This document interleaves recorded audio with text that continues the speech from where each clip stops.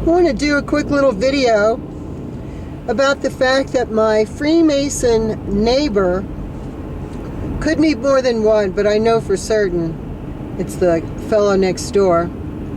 They come into my home when I'm away at the grocery store or running any other kind of errand. And I know this because they have taken things and like it'll be gone. This one item they took, I don't know, it was gone for like 6 months, and then suddenly it reappeared 6 months later. And I had looked for it where I'd left it, hidden it actually, and it was gone. But then suddenly, boom, there it was. Then in September, I guess I wasn't getting upset enough for them. You know, she knows we're coming into her house and she's not freaked out about it or putting her house up for sale. So this time, to let me know, in no uncertain terms, that they had been in my home. I had just cooked a roast, a chuck roast. One of my best ones ever, if I say so myself. And can you believe they came in? And I just made it like the day before. They came in and took it while I was walking the dog, because I only walk the dog. It's a 20-minute walk. And I hadn't been anywhere else. I hadn't been to the grocery store, so it's the only time they could have taken it. They came into my home and took the roast out of the refrigerator. But they left all the vegetables behind. And I make enough vegetables when I make a roast so that I have plenty of vegetables until the roast is done. Potatoes, onions, carrots, and all that. And the roast was totally taken out of the pot that I had it in the refrigerator. So I guess I just wasn't, as a single old Christian woman, I just wasn't freaked out enough about them.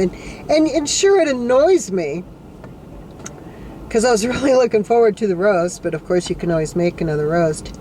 And it annoys me, sure, that they come in to my home while I'm gone, but I have to always remind myself that, you know, this whole thing is just temporary.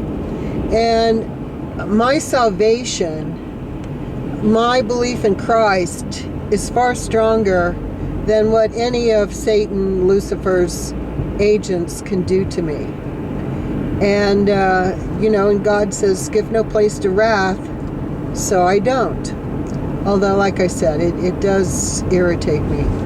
And this was also done to me long before I woke up. Back in 1994, I had a roommate, and I had no idea that she was Luciferian.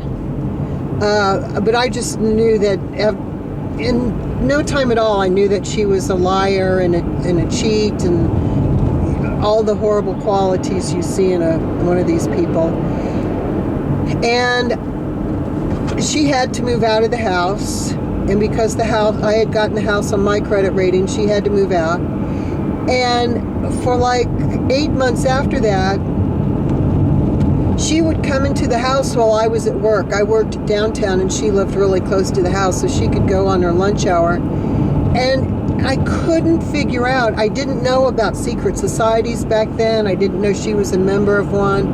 And I couldn't figure out how she was getting the key to my house. I changed the locks on that house 3 times.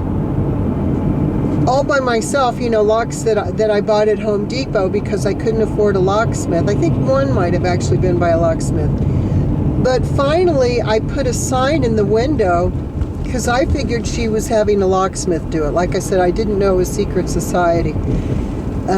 They're a modus operandi. And I put, we had like a glass in the front door or next to it, whatever. And I put a sign there that said, make no more keys for this woman. And it seemed to stop after that. But she even took a pair of scissors or a razor blade, I don't know what she used, and she tore my jeans up in the crotch. And I gotta tell you, I nearly fainted after that one. I was like, what the heck? But yeah, Freemasons have the keys to your house. If you're a Christian and you've noticed some things awry in your house and you couldn't figure it out, please know that your closest Freemason neighbor has a key to your house. And I know they did it not only to me, but a friend of mine in the neighborhood before he passed away in January of 2013. They had come into his house and taken some things and later replaced them. And I know because there was a time when we were really good friends and hanging out all the time, and he'd say, "Did you take this book of mine?" And I was like, "Well, you know I'd never take a book of yours." And now I look back and I say, I have an aha moment. I'm like, oh, they came in and took the book. And sometimes they will play these tricks, if they can, to get you to turn on a friend of yours, to make you think that your friend stole something. If your friend was indeed a Christian, like what happened with me and my friend. Well, we weren't Christians back then, but we weren't Luciferians either. We wouldn't go stealing off of each other. But anyway, just so you know that your Freemason neighbor has the key to your home.